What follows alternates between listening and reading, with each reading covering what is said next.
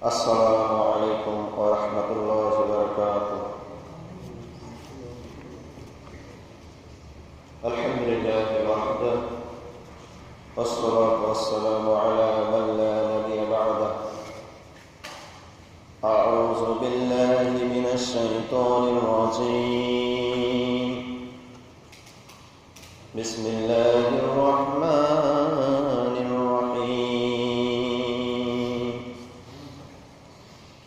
لن تنالوا البر حتى تنفقوا مما تحبون.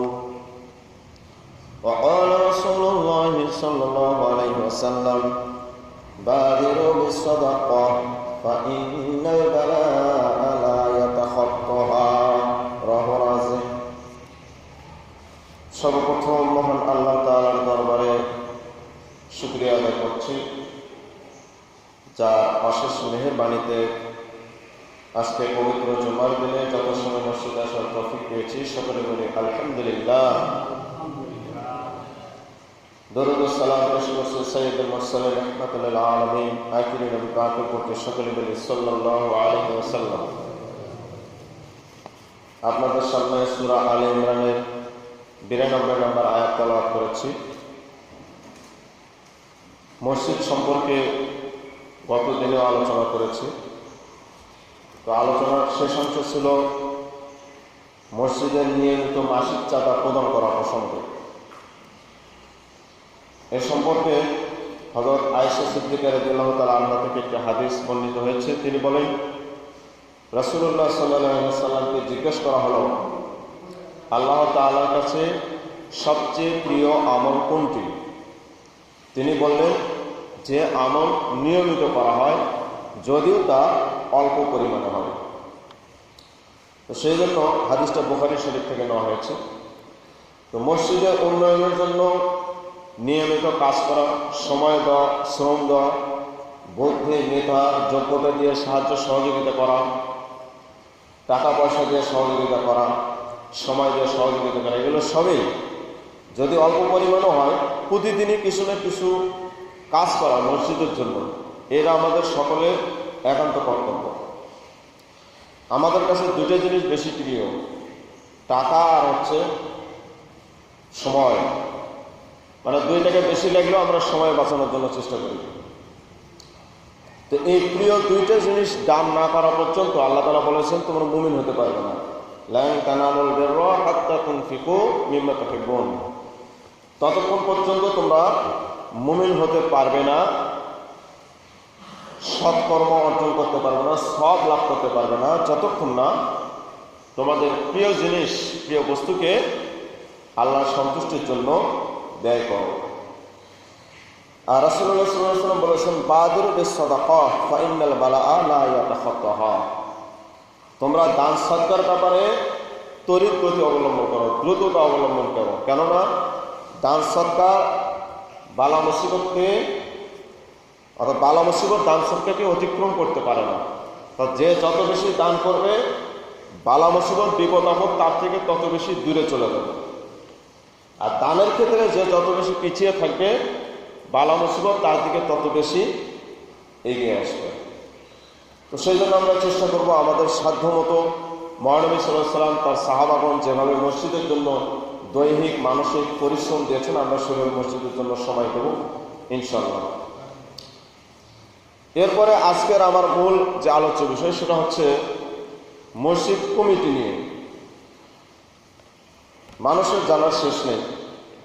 আমি গত কয়েকদিন যাবৎ মসজিদ কমিটি নিয়ে বা মসজিদ পরিচালনা নিয়ে আমাদের দেশের কোনো আইন কানুন আছে কিনা এগুলো একটু অনুসন্ধান করেছি। তো আলহামদুলিল্লাহ, আমি গণপ্রজাতন্ত্রী বাংলাদেশ সরকার কর্তৃক বাংলাদেশ গেজেট, যেটা 30 নভেম্বর 2006 সালে প্রকাশ হয়েছে, এটা আপনারা ইন্টারনেটে সার্চ দিলেও পাবেন, বাংলাদেশ গেজেট। হ্যাঁ, অতিরিক্ত সংখ্যা আপনারা লিখবেন যে মসজিদ ব্যবস্থাপনা নীতিমালা 2006 লিখে সার্চ দেবেন, আপনারা ইন্টারনেটে পুরো নীতিমালা পেয়ে যাবেন। আমি এখানে অল্প কয়েকটা পেজ ডাউনলোড করে প্রিন্ট করে নিয়েছি। যেটা শুধু কমিটির সাথে সম্পৃক্ত সেই অংশটুকু নিয়েছি। পুরা বইটা 21 পৃষ্ঠা বই, আমি প্রয়োজনীয় কয়েকটা পৃষ্ঠা নিয়েছি। তো এই মসজিদ ব্যবস্থাপনা নীতিমালা 2006 অনুযায়ী আজকে আমি কথা বলার চেষ্টা করবো ইনশাল্লাহ। এর সাথে কিছু কোরআন হাদিসের দৃষ্টিভঙ্গি এবং মুসলিম মনীষীদের দৃষ্টিভঙ্গি নিয়ে আসবো। কারণ আমাদের দেশে অধিকাংশ মসজিদেই এই কমিটি নিয়ে সমস্যাটা বেশি। পুরাতন কমিটির কাজ করে না ঠিক মতো, নতুন কমিটি চাই, নতুন কমিটি হলে সেটাকে কিছু লোক মানে না। সামগ্রিকভাবে এটা একটা আমাদের দেশের অনেক মসজিদের একটা বড় সমস্যা। আর কমিটি যদি ঠিক না হয় তাহলে মসজিদ ঠিক মতো পরিচালিত হয় না, যার কারণে মসজিদ হয় অবহেলিত, ইমাম মুয়াজ্জিনের বেতন ঠিক মতো হয় না, মসজিদে কোনো পাঠাগার থাকে না, মসজিদ ভিত্তিক কোনো সমাজ কল্যাণমূলক কাজ হয় না, শুধু নামাজ পড়া আসা যাওয়া এর মসজিদে সীমাবদ্ধ থাকে। কাজে কমিটি যদি সক্রিয় হয়, ইসলামী বিধান এবং আমাদের দেশীয় আইন অনুযায়ী যদি কমিটি গঠন করা হয়, তাহলে আশা করা যায় সেই মসজিদটা খুব সুন্দরভাবে পরিচালিত হবে। আচ্ছা, তো মসজিদ ব্যবস্থাপনা নীতিমালা 2006 এর 1 নম্বর অনুচ্ছেদে বলা হয়েছে, উপ অনুচ্ছেদ 1, এই নীতিমালা মসজিদ ব্যবস্থাপনা নীতিমালা 2006 নামে অভিহিত হবে। অর্থাৎ যে নীতিমালা থেকে আমি কথা বলতেছি এটার শিরোনাম হচ্ছে মসজিদ ব্যবস্থাপনা নীতিমালা 2006। উপ অনুচ্ছেদ 2, ইহা সরকারি, বেসরকারি, আধা সরকারি ও স্বায়ত্তশাসিত কর্তৃপক্ষ কর্তৃক প্রতিষ্ঠিত ও পরিচালিত মসজিদ সহ বাংলাদেশের অন্যান্য মসজিদের ক্ষেত্রে অনুসরণীয় ও দিক নির্দেশনামূলক হইবে। অর্থাৎ এই নীতিমালা বাংলাদেশের যত মসজিদ আছে, সরকারি, বেসরকারি, আধা সরকারি, স্বায়ত্তশাসিত বা অন্য যে কোনো মসজিদ হোক, সব ক্ষেত্রে প্রযোজ্য হইবে। আচ্ছা, অনুচ্ছেদ 2, অনুচ্ছেদ 2 বিভিন্ন সংজ্ঞা দেওয়া হয়েছে যে মসজিদ বলতে কি বোঝানো হয়েছে। মসজিদ বলতে বোঝানো হয়েছে যে স্থাপনায় নিয়মিত জুম্মা ও দৈনিক 5 ওয়াক্ত নামাজ জামাতের সহিত আদায় করা হয়, সেটাকে এই নীতিমালার আলোকে মসজিদ হিসেবে অভিহিত করা হয়েছে। এরপরে ইমাম, খতিব, খাদেম, এগুলো মুয়াজ্জিন, এগুলোর সঙ্গে দেওয়া আছে, ওগুলো বিস্তারিত যাচ্ছে না, শুধু কমিটি নিয়ে কথা বলবো। এরপরে 5 নম্বর অনুচ্ছেদে মসজিদ পরিচালনা কমিটি সম্পর্কে বলা হয়েছে। উপ অনুচ্ছেদ 1, অর্থাৎ 5 নম্বর অনুচ্ছেদে কয়েকটা উপ অনুচ্ছেদ আছে। 1 নম্বর উপ অনুচ্ছেদে বলা হয়েছে, প্রত্যেকটি মসজিদ পরিচালনা বা ব্যবস্থাপনার জন্য একটি কমিটি থাকিবে, যাহা মসজিদ পরিচালনা কমিটি নামে অভিহিত হইবে। মসজিদের প্রকৃতি অনুযায়ী মসজিদ পরিচালনা কমিটি নিম্ন বর্ণিত যে কোনো প্রকারের হইতে পারিবে। ক, মোতাওয়াল্লি কর্তৃক নিযুক্ত কমিটি। এখন মোতাওয়াল্লি কি সেটা একটু আমরা জানার চেষ্টা করি। ওয়াকফ সম্পত্তি দেখাশোনা ও পরিচালনার ভার যার উপর মৌখিকভাবে বা লিখিতভাবে ন্যস্ত করা হয় তাকে মোতাওয়াল্লি বলা হয়। মসজিদ তৈরির জন্য যিনি মসজিদ দান করেন, উনি নিজে অথবা ওনার নিযুক্ত, ওনার দায়িত্বপ্রাপ্ত কোনো ব্যক্তি এই মসজিদ কমিটি করতে পারে। এটা হচ্ছে মোতাওয়াল্লি কর্তৃক নিযুক্ত কমিটি, এটা একটা পদ্ধতি। 2 নম্বর পদ্ধতি হচ্ছে মসজিদের সাধারণ মুসল্লিগণ কর্তৃক নির্বাচিত বা মনোনীত কমিটি, এর ব্যাখ্যা পরবর্তীতে আসতেছে। 3 নম্বর হচ্ছে সরকারি বা বেসরকারি সংস্থা বা প্রতিষ্ঠান কর্তৃক পরিচালিত মসজিদের ক্ষেত্রে উক্ত সংস্থা বা প্রতিষ্ঠান কর্তৃক নিযুক্ত কমিটি। তাহলে মসজিদের জমিদাতা বা মসজিদের মোতাওয়াল্লি যিনি, উনি কমিটি গঠন করতে পারেন, সাধারণ মুসল্লিরা কমিটি গঠন করতে পারেন, অথবা কোনো সরকারি বেসরকারি কোনো প্রশাসক, সেটা হতে পারে পৌর মেয়রও হতে পারে বা কাউন্সিলরও হতে পারে, সরকার যাকে দায়িত্ব দেবে উনি কোনো কমিটি গঠন করতে পারেন। এই 3টা ধাপে মসজিদের কমিটি গঠন করা যেতে পারে।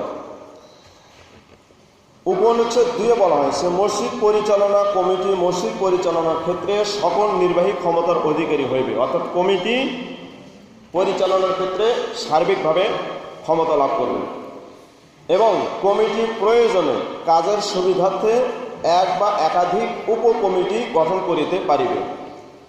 মসজিদের সকল উপকমিটির সদস্য, যে সকল উপকমিটি থাকে এর সদস্য 2 জন থেকে সর্বোচ্চ 7 জন পর্যন্ত হইবে। আচ্ছা, এটা হচ্ছে কমিটি গঠন সংক্রান্ত। এরপরে 6 নম্বর অনুচ্ছেদে বলা হয়েছে মসজিদ পরিচালনা কমিটির সদস্য হওয়ার যোগ্যতা। কোনো ব্যক্তি নিম্নলিখিত যোগ্যতার অধিকারী হইলে তিনি নিজ এলাকার মসজিদ পরিচালনা কমিটির সদস্য হইতে পারিবেন। ক, মসজিদের সকল নামাজে নিয়মিত মুসল্লি হইলে, যিনি উক্ত মসজিদে 5 ওয়াক্ত নামাজ জামাতের সাথে পড়েন, এটা 1 নম্বর। অথবা নিয়মিত আসতে পারেন না, কিন্তু মসজিদে কেবলমাত্র জুমার নামাজে নিয়মিত মুসল্লি হইলে, অন্ততপক্ষে জুমার নামাজে প্রত্যেক জুমায় তিনি মসজিদে আসেন। অথবা নিয়মিত নামাজ আদায়কারী, জাকাত প্রদানকারী ও পরকালে বিশ্বাসী ইমানদার মুসলমান হইলে। এর বিস্তারিত ব্যাখ্যা আমি গতদিনে বলেছিলাম, সূরা আল জিন এর 18 নম্বর আয়াতে আল্লাহ তাআলা বলে দিয়েছেন। আচ্ছা, এর সাথে মুসলিম মনীষীগণ অর্থাৎ ইসলামী চিন্তাবিদগণ আরও কিছু শর্ত আরোপ করেছেন যে কারা মসজিদ কমিটিতে আসতে পারে। 1 নম্বর হচ্ছে মোতাওয়াল্লি বা কমিটির সভাপতি হবেন তারা। ক, মসজিদের জমিদাতা। খ, তদীয় কর্তৃক মনোনীত ব্যক্তি। গ, ইসলামী প্রজাতন্ত্রের রাষ্ট্রপ্রধান। ঘ, তদীয় নিযুক্ত স্থানীয় প্রশাসক। কোরআন সুন্নাহ মতে নিয়োগপ্রাপ্ত বিচারপতি। চ, মহল্লাবাসী কর্তৃক মনোনীত প্রতিনিধি। এটা হচ্ছে সভাপতি হওয়ার জন্য এগুলোর কোনো একটা যোগ্যতা তার মধ্যে থাকতে হবে। এর সাথে সভাপতি প্লাস কমিটির অন্যান্য সদস্য তাদের কি কি যোগ্যতা থাকতে হবে ইসলামী চিন্তাবিদদের মতামত অনুযায়ী? 2 নম্বর শর্ত যেটা, সেটা হচ্ছে প্রাপ্তবয়স্ক হতে হবে। 3, মানসিকভাবে সুস্থ থাকতে হবে, পাগল বা মাতাল এরকম হবে না। 4, ওয়াকফ, দান ইত্যাদি সংগ্রহ ও ব্যয় সম্পর্কে শরঈ মাসআলার জ্ঞান থাকতে হবে, অর্থাৎ ওয়াকফ, দান বা মসজিদ পরিচালনা এগুলোর জ্ঞান থাকতে হবে। 5, মসজিদ ব্যবস্থাপনার বৈষয়িক যোগ্যতা ও দক্ষতা থাকতে হবে। 6, আমানতদার হতে হবে, অর্থ আত্মসাৎ ও তসরুপ তো দূরের কথা, সাময়িক তসরুপের কোনো আশঙ্কাও না থাকা। 7, এমন কোনো কাজের অভ্যাস না থাকা যেগুলো মানুষকে সর্বশান্ত করে ফেলে, যেমন জুয়া খেলা বা মদ পান, নেশাগ্রস্ত হওয়া, এই ধরনের কোনো অভ্যাস তার থাকা যাবে না। 8, কোনো কবিরা গুনাহাতে প্রকাশ্য লিপ্ত ব্যক্তি না হওয়া, অর্থাৎ এগুলো তার কোনো কবিরা গুনাহের সাথে সংশ্লিষ্ট ব্যক্তি মসজিদ কমিটিতে আসতে পারবে না। এর ব্যাখ্যা একটু আছে, যারা নামাজ পড়ে না, নামাজের জামাতে শরীক হয় না, রোজা রাখে না, খরচ হওয়া সত্ত্বেও হজ আদায় করে না, জাকাত দেয় না, সুদী প্রতিষ্ঠানে চাকরি করে, সুদ গ্রহণ করে, এক কথায় প্রকাশ্য পাপ কাজে লিপ্ত কোনো ব্যক্তিকে মসজিদ কমিটির জন্য মনোনীত করা নাজায়েজ। 9 নম্বর যে যোগ্যতা থাকতে হবে সেটা হচ্ছে, আচ্ছা 8 নম্বর যোগ্যতার আরেকটা অংশ আছে, মসজিদ কমিটির কোনো সদস্যের ব্যাপারে যদি কোনো কবিরা গুনাহতে জড়িত থাকার বিষয়টি সমাজে প্রকাশ পায় তাহলে তাকে বরখাস্ত করা ওয়াজিব। এমনকি সে যদি জমিদাতা কিংবা ওয়াকফকারী কর্তৃক মনোনীত ব্যক্তিও হয় তবুও তাকে বরখাস্ত করতে হবে। এই শর্তগুলো বর্ণিত হয়েছে আদ-দুরুল মুখতার গ্রন্থে কিতাবুল ওয়াকফ অর্থাৎ ওয়াকফ অধ্যায়। 9 নম্বর শর্ত হচ্ছে, অর্থাৎ যোগ্যতা যেটা, মসজিদ কমিটিতে অন্তর্ভুক্ত হওয়ার আগ্রহ ও চেষ্টা না থাকা, অর্থাৎ নিজে নিজে প্রার্থী হয়ে মসজিদ কমিটিতে আসার জন্য আগ্রহ প্রকাশ করা, এরকম লোককে মসজিদ কমিটিতে কোনো স্থান দেওয়া যাবে না। এ সম্পর্কে একটা হাদিস আছে, আল্লাহ রাসূল সাল্লাল্লাহু আলাইহি ওয়াসাল্লাম ইরশাদ করেছেন, আমরা কোনো পদপ্রার্থী বা কোনো পদ প্রত্যাশীকে আমরা কোনো পদ দেই না।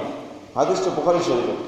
তিনি আরও বলেছেন, তুমি পদপ্রার্থী হবে না, যদি পদপ্রার্থী হয়ে পদ পাও তাহলে আল্লাহর পক্ষ থেকে তোমার ওপর কোনো দায়িত্ব থাকবে না।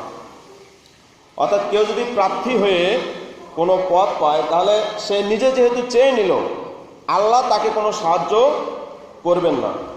আর যদি প্রার্থী না হয়ে পদ পাও তবে আল্লাহর পক্ষ থেকে দায়িত্ব পালনে তোমাকে সাহায্য করা হবে। সে নিজে প্রার্থী হয়নি, কিন্তু জনগণ তাকে চাচ্ছে, এই অবস্থায় সে বাধ্য হয়ে পদটা নিতে বাধ্য হয়েছে, তখন আল্লাহ তাআলা তাকে কি করবেন? সাহায্য করবেন। এই হাদিসটা বুখারী শরীফে এসেছে। নবী করিম সাল্লাল্লাহু আলাইহি ওয়াসাল্লাম আরও বলেছেন, অতি শীঘ্রই তোমরা পদের প্রতি লোভী হইবে, অথচ কিয়ামতের দিন তার লজ্জার কারণ হইবে।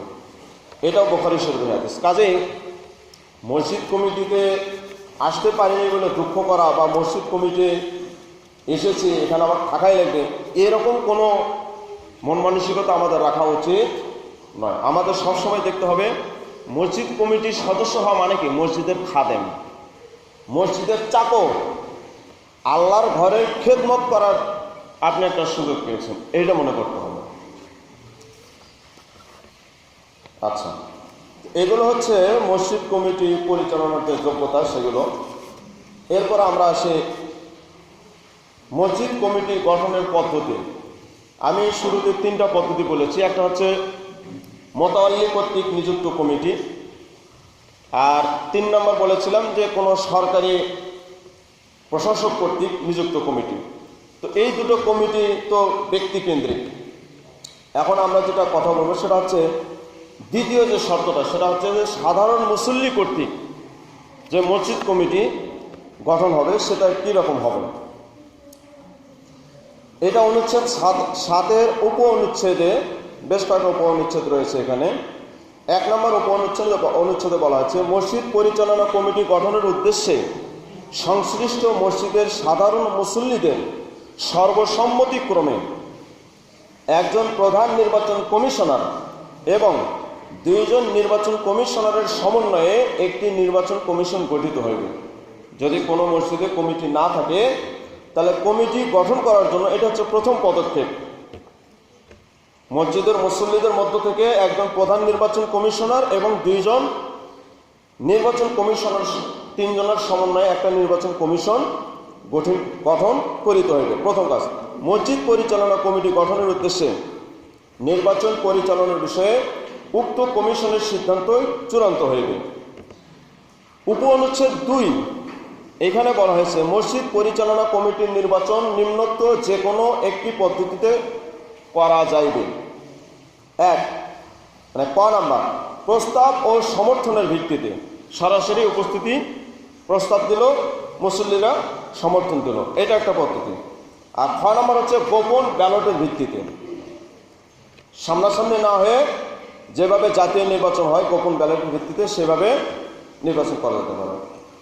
উপ অনুচ্ছেদ 3-এ বলা হয়েছে, মসজিদের সাধারণ মুসল্লিগণ মসজিদ পরিচালনা কমিটি নির্বাচনের জন্য ভোটার হইবেন। এই জন্য সাধারণ মুসল্লিদের একটি ভোটার তালিকা মসজিদ কমিটি সংরক্ষণ করিবে।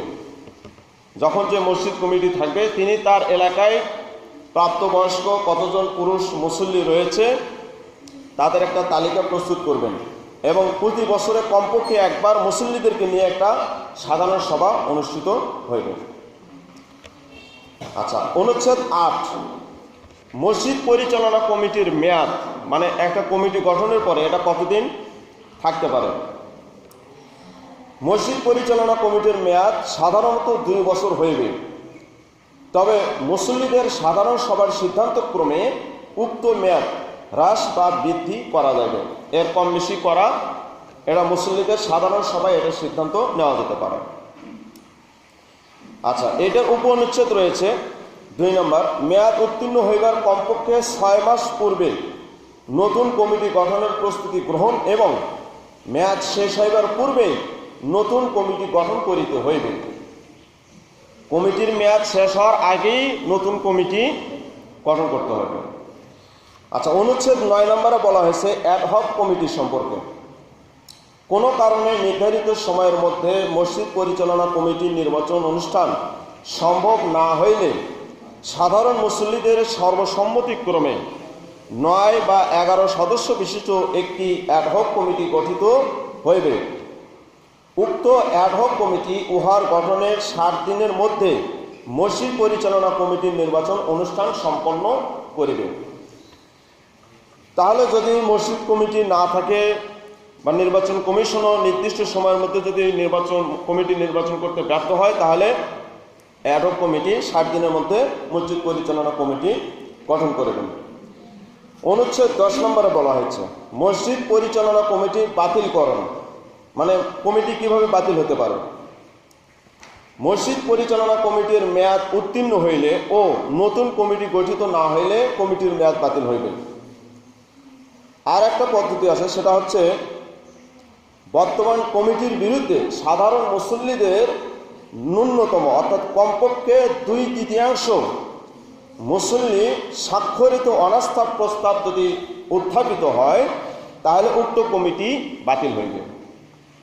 বর্তমান যে কমিটি আছে সেই কমিটির ব্যাপারে যদি মসজিদের মুসল্লিদের মধ্যে কমপক্ষে 2/3 মুসল্লি যদি অনাস্থা প্রস্তাব স্বাক্ষর করে, শুধু মুখে বললে হবে না, স্বাক্ষরিত হতে হবে, তাহলে সেই কমিটি বাতিল হবে এবং নতুন কমিটি গঠনের জন্য পদক্ষেপ গ্রহণ করা হবে।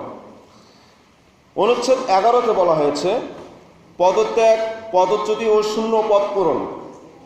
মসজিদ পরিচালনা কমিটির কোনো সদস্য রাষ্ট্র বা সমাজ বিরোধী কোনো কাজ করিলে অথবা নৈতিক স্খলনজনিত বা মসজিদের স্বার্থবিরোধী কোনো কাজ করিলে অথবা পদত্যাগ করিলে, স্বেচ্ছায় যদি পদত্যাগ করে, মসজিদ পরিচালনা কমিটির ক্ষেত্র মতে তাকে পদচ্যুত অথবা তাহার পদত্যাগপত্র গ্রহণ করিতে পারিবে।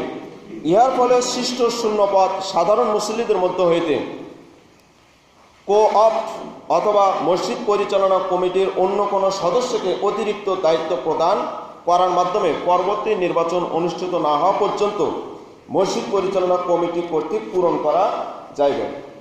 মনে করেন কোনো কারণে বা হঠাৎ করে সভাপতি পদত্যাগ করলো, তাহলে সেক্ষেত্রে সাধারণ মুসল্লিদের মতামতের ভিত্তিতে সহসভাপতিকে সেখানে ভারপ্রাপ্ত হিসেবে বা পদোন্নতির মাধ্যমে প্রদান করা যেতে পারে। মসজিদ কমিটির কাঠামোটা কীরকম হবে, মানে কমিটিতে কোন কোন সদস্য থাকবে। মসজিদ পরিচালনা অনুচ্ছেদ 12-তে এটা বলা হয়েছে। আমি কিন্তু এটা আমাদের দেশের আইনের কথা বলতেছি। মসজিদ ব্যবস্থাপনা নীতিমালা 2006 বাংলাদেশ সরকার যে আইন করেছে মসজিদ পরিচালনার জন্য, আমি সেটা নেট থেকে নিয়েছি, সেটা আপনাদেরকে পড়ে শোনাচ্ছি। অনুচ্ছেদ 12-তে মসজিদ কমিটির যে কাঠামো সেটা বলা হয়েছে। এখানে 13টি পদের কথা বলা হয়েছে মোটামুটি। 1 নম্বরে থাকবেন সভাপতি 1 জন, সহসভাপতি 1 জন, সাধারণ সম্পাদক থাকবেন 1 জন, সহ সাধারণ সম্পাদক থাকবেন 1 জন, কোষাধ্যক্ষ বা অর্থ সম্পাদক 1 জন, এরপরে মসজিদ পাঠাগার ও দিনী দাওয়া সম্পাদক 1 জন, এরপরে মসজিদ ভিত্তিক সমাজ কল্যাণ, শিক্ষা, তাহাজ্জুদ তামাদ্দুন সম্পাদক 1 জন। এছাড়া নির্বাহী সদস্য বা যেটা আমরা সাধারণ সদস্য বলি 6 জন থাকবেন। এই মোট 13 জনের একটা কাঠামো হবে মসজিদ কমিটিতে। এটা 1 নম্বর অনুচ্ছেদে, 12 অনুচ্ছেদের 1 নম্বর উপ অনুচ্ছেদে বলা হয়েছে। উপ অনুচ্ছেদ 2-এ বলা হয়েছে মসজিদের আয়, আকার ও অবস্থানের আলোকে প্রয়োজনে উপ অনুচ্ছেদ এ গঠিত কমিটির আকৃতি বড় বা ছোট হইতে পারিবে। মানে মসজিদ যদি বেশি বড় হয় তাহলে 13 জন পারতেছে না, আরও লোক দরকার, সেক্ষেত্রে কমিটির সদস্য কম বেশি করা যাবে। আচ্ছা, উপ অনুচ্ছেদ 3-এ বলা হয়েছে কমিটির সভাপতি কমিটির যে কোনো সদস্য বা পদের ব্যক্তিকে অভ্যন্তরীণ কোনো দায়িত্ব প্রদান করিতে পারিবেন। উপ অনুচ্ছেদ 4 বলা হয়েছে সকল মসজিদ পরিচালনা কমিটির ক্ষেত্রে সংশ্লিষ্ট মসজিদের প্রধান ইমাম, তিনি খতিব বা পেশ ইমাম বা ইমাম যে নামে অভিহিত হোক না কেন, তাহাকে উক্ত মসজিদের পরিচালনা কমিটির সাধারণ সম্পাদক পদে মনোনীত করা যাইতে পারে। তবে তিনি যদি উক্ত পদ গ্রহণে অপারগতা প্রকাশ করেন বা অন্য কোনো কারণে তাহাকে উক্ত পদে মনোনীত করা সম্ভব না হয়, তাহা হইলে মুসল্লিগণ কর্তৃক কমিটির সাধারণ সম্পাদক নির্বাচিত বা মনোনীত হইবেন। তাহলে মসজিদের যিনি প্রধান ইমাম বা খতিব, তারও এটা মানে যোগ্যতা আছে, তিনি কমিটিতে আসতে পারেন। উপ অনুচ্ছেদ 5-এ বলা হয়েছে যে অনুচ্ছেদ 5(1) উদ্দেশ্য পূরণ করবে। তো এইটা মোটামুটি কমিটির যে কাঠামো সেটারই ব্যাখ্যা এখানে 5 নম্বরে নিয়ে আসা হয়েছে। এরপরে মসজিদ কমিটি বা মসজিদ পরিচালনা কমিটির কার্যাবলী, কার কি দায়িত্ব, সেটাও আমাদের দেশের আইনে বিস্তারিতভাবে বলা হয়েছে। অনুচ্ছেদ 13-তে বলা হয়েছে, এর উপ অনুচ্ছেদ 1, এখানে সভাপতি মহোদয়ের দায়িত্বের কথা বলা হয়েছে। ক, অনুচ্ছেদ 25-এ নির্ধারিত কর্তৃপক্ষের অফিসে মসজিদের নিবন্ধন করিতে আবেদন করিবেন। মসজিদের যদি রাষ্ট্রীয় নিবন্ধন করা না থাকে তাহলে ওনার প্রথম দায়িত্ব যে মসজিদের নিবন্ধনের জন্য আবেদন করবেন।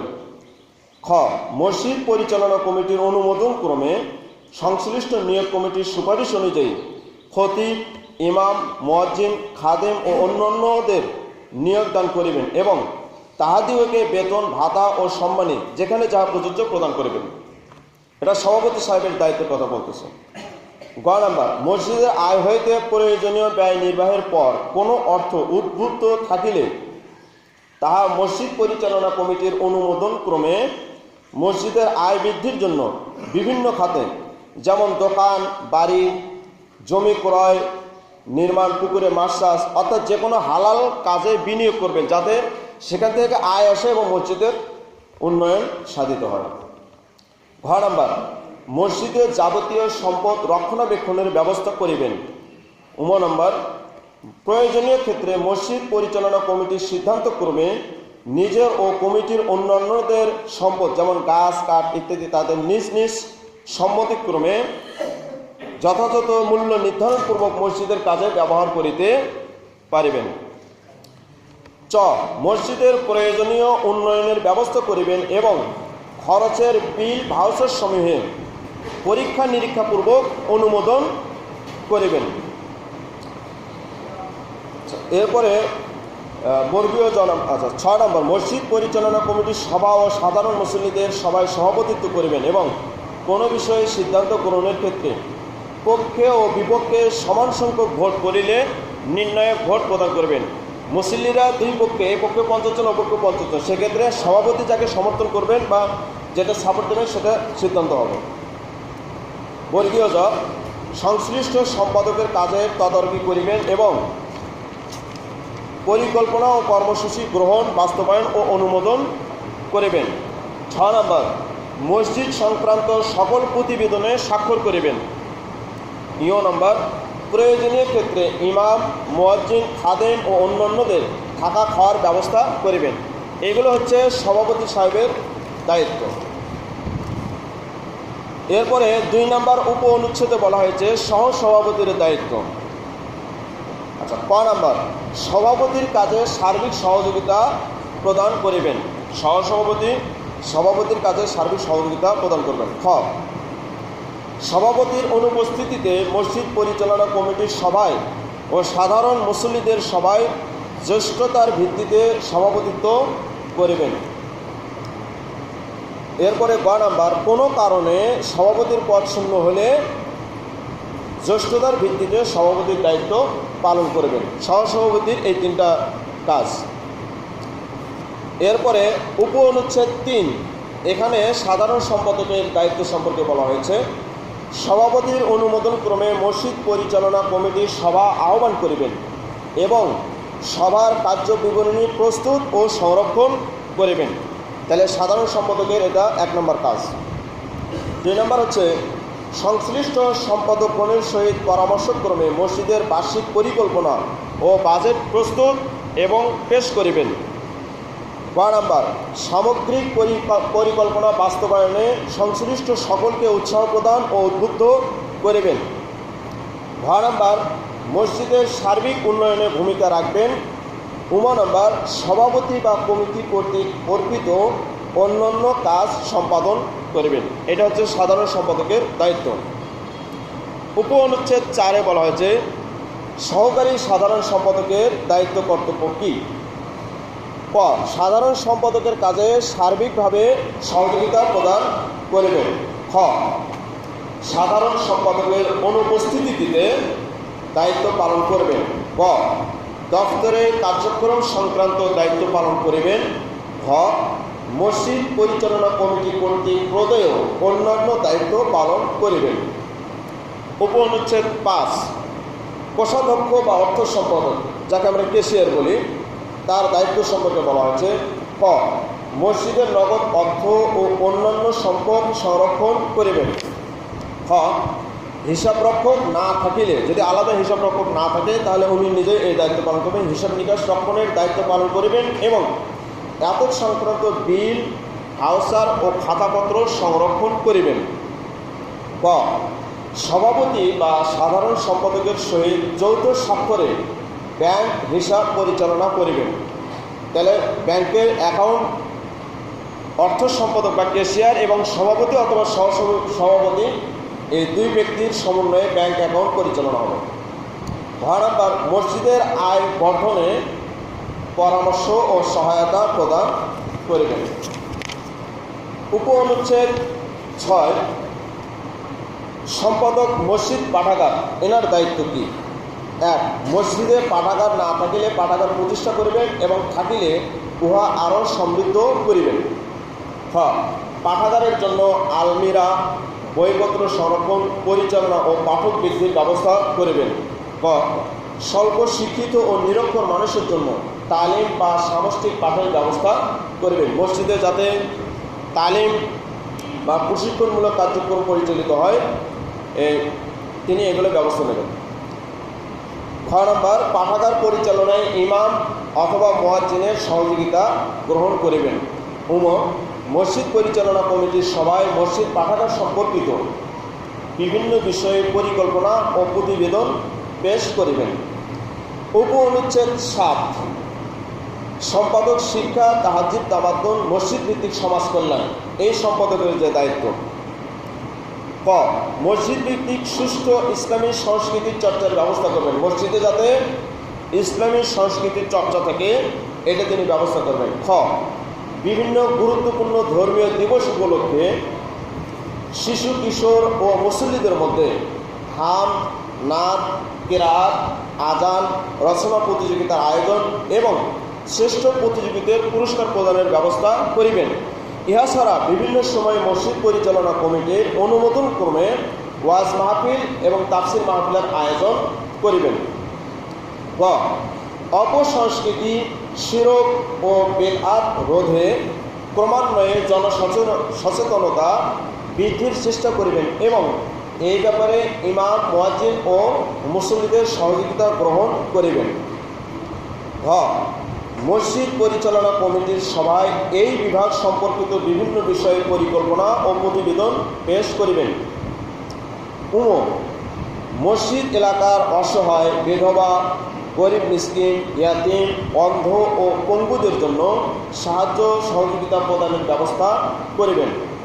চ অসুস্থ ও পীড়িতদের চিকিৎসায় সহযোগিতা প্রদান সহ দুর্গতদের সাধ্য অনুযায়ী সহযোগিতা প্রদান করিবেন।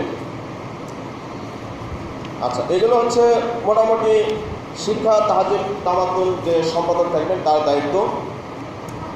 এছাড়া সামগ্রিকভাবে একটা দায়িত্ব রয়েছে, সকল বিভাগীয় সম্পাদক তাহাদের নিজ নিজ বিভাগের বাৎসরিক কর্মসূচি মসজিদ পরিচালনা কমিটির নিকট অনুমোদনের জন্য পেশ করিবেন এবং তৎকর্তৃক অনুমোদিত কর্মসূচি সভাপতি ও সাধারণ সম্পাদকের সহিত পরামর্শক্রমে বাস্তবায়ন করিবেন এবং বাস্তবায়ন সম্পর্কিত প্রতিবেদন উক্ত কমিটির নিকট পেশ করিবেন। এরপরে উপ অনুচ্ছেদ 8 নম্বরে নির্বাহী সদস্য অর্থাৎ সাধারণ সদস্যদের কী দায়িত্ব সেটা বলা হয়েছে। প্রত্যেক নির্বাহী সদস্য মসজিদ পরিচালনা কমিটিকে সাধ্যানুযায়ী সহযোগিতা প্রদান করিবেন এবং পরিকল্পনা ও কর্মসূচি বাস্তবায়নে ভূমিকা রাখিবেন আর কমিটির সবাই নিয়মিত অংশগ্রহণ করিবেন। তো আমাদের বাংলাদেশের যে মসজিদ ব্যবস্থাপনা নীতিমালা 2006 এর আইন কানুন আমি আপনাদেরকে এতক্ষণ পড়ে শোনালাম। তো এখান থেকে আমাদের কাছে এটা পরিষ্কার যে মসজিদ কমিটি কীভাবে গঠন করা উচিত, মসজিদ কমিটির দায়িত্ব কী, এখানে সাধারণ মুসল্লিদের ভূমিকা কী, বা প্রশাসন বা মসজিদ যিনি জমিদাতা তার কোনো অগ্রাধিকার আছে কিনা, এগুলো আমাদের কাছে পরিষ্কার। তো এক নজরে ইসলামের দৃষ্টিতে মসজিদ কমিটির দায়িত্ব সম্পর্কে আর দুই এক কথা বলবো।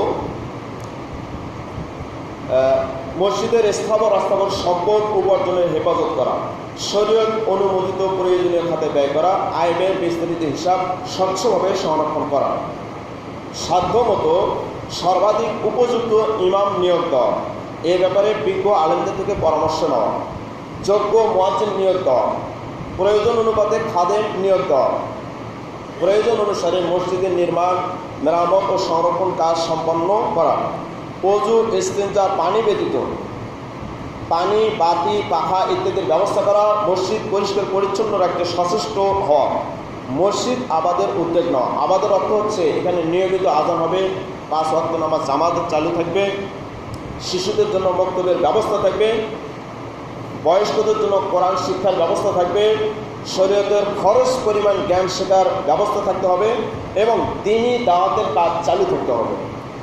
এইটা যদি কোনো মসজিদে না থাকে তাহলে মসজিদ কমিটির এটা একটা গুরুত্বপূর্ণ খরচ দায়িত্ব যে মসজিদে এই কাজগুলো চালু করা।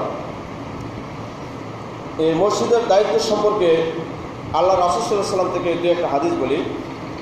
রাসূলুল্লাহ সাল্লাল্লাহু আলাইহি ওয়াসাল্লাম বলেছেন, যে ব্যক্তি কোনো মুসলমান জনগোষ্ঠীর নেতা হয় অতঃপর তাদের সঙ্গে প্রতারণামূলক কাজ করে এবং ওই অবস্থায় মৃত্যুবরণ করে, তবে আল্লাহ তাআলা তার উপর জান্নাতকে হারাম করে দেবেন বলি নাউজুবিল্লাহ। হাদিসটি সহিহ বুখারী। তাহলে মসজিদ কমিটিতে আসার পরেও উনি যদি মসজিদের প্রতি ওনার যে দায়িত্ব কর্তব্যগুলো এগুলো যদি সঠিকভাবে পালন না করেন, জনগণের সাথে, মসজিদের সাথে, আল্লাহর ঘরের সাথে যদি সামান্য পরিমাণও খেয়ানত করেন, প্রতারণা করেন, তাহলে আল্লাহ তাআলা কী করবেন? তার জন্য জান্নাত হারাম করে দেবেন।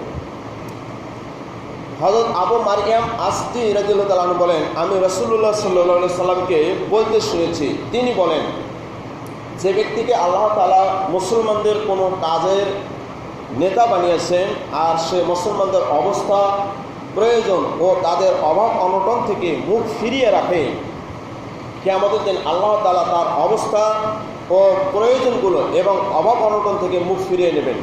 এটা আবু দাউদ শরীফের হাদিস। তাহলে আমি কমিটিতে আসলাম কিন্তু মসজিদের প্রতি আমার কোনো দায়িত্ব আমি পালন করলাম না, মসজিদ থেকে মুখ ফিরিয়ে নিলাম, মসজিদের মুসল্লিদের থেকে মুখ ফিরিয়ে নিলাম, মসজিদে যাদেরকে নিয়ে গিয়েছি খতিব, ইমাম, খাদেম, মুয়াজ্জিন, তাদের প্রতি আমি কোনো দায়িত্ব পালন করলাম না, মুখ ফিরিয়ে নিলাম। আমি যত বেশি মসজিদ থেকে মুখ ফিরিয়ে নেব, কিয়ামতের দিন আল্লাহ আমার থেকে মুখ ফিরিয়ে নেবেন। আল্লাহ রহমত ছাড়াই কিয়ামতের দিন জান্নাতে যাওয়া সম্ভব? কারো পক্ষে সম্ভব নয়।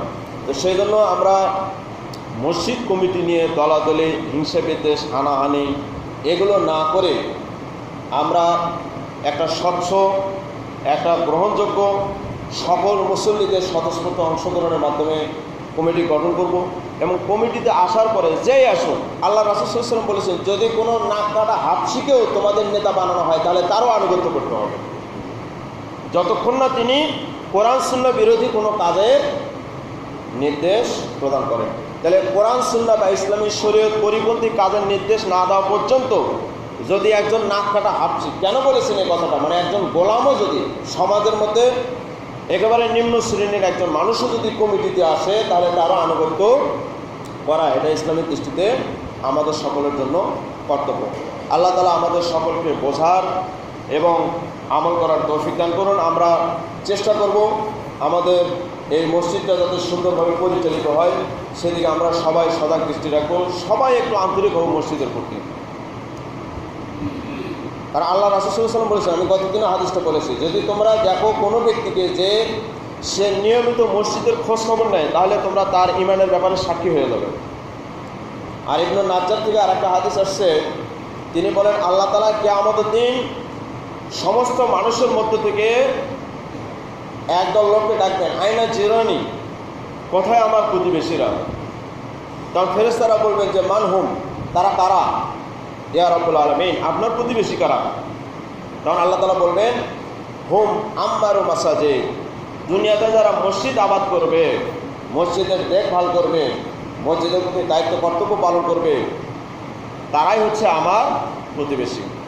আবু হুরায়রা বর্ণিত রাদিয়াল্লাহু তাআলা আনহু আরেকটা হাদিসে আল্লাহ রাসূল সাল্লাল্লাহু আলাইহি ওয়াসাল্লাম বলেছেন যে 7 শ্রেণীর লোক আল্লাহর আরশের নিচে ছায়া পাবে। তার মধ্যে এক শ্রেণী হচ্ছে ওয়া রাজুলুন কলবুহু মুআল্লাকুন বিল মাসাজিদ, ওই ব্যক্তি যার অন্তরটা মসজিদের সাথে ঝুলন্ত। বুখারী শরীফের হাদিস। তা আমরা একটু সেই চেষ্টা করি যে মসজিদের জন্য কার মন কতটা কাঁদে, কে কত বেশি মসজিদের জন্য পাগল পারা। আল্লাহ তাআলা তাকে কিয়ামতের দিন আল্লাহ তাআলা নিজের আরশের ছায়ায় স্থান দান করবে। আমরা সবাই সেই রকম হওয়ার চেষ্টা করি। সবাই আমরা মসজিদের জন্য পাগল, মসজিদের দায়িত্ব পদের জন্য না।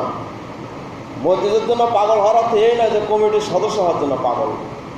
সেটা কি কমিটির সদস্য হয়, এটা কি কোনো আলাদা কোনো সম্মানের বিষয়? এর জন্য কি মাসে মাসে তাকে কোনো বেতন দেওয়া হবে? মসজিদ কমিটির যিনি সভাপতি, উনি তো মাসে মাসে 10,000 টাকা করে বেতন পান নাকি? পাবেন নাকি? 1 টাকাও নিতে পারবেন না। উল্টা আরও কী করতে হবে? মসজিদের জন্য টাকা দিতে হবে, ঠিক কিনা? আমি কি কথাগুলো বানিয়ে বলতেছি? আপনারা হা না কিছুই বলেন না। যদি বানিয়ে বলে সেটাও বলেন যে হুজুর আপনি এগুলো বানিয়ে বানিয়ে বলতেছেন।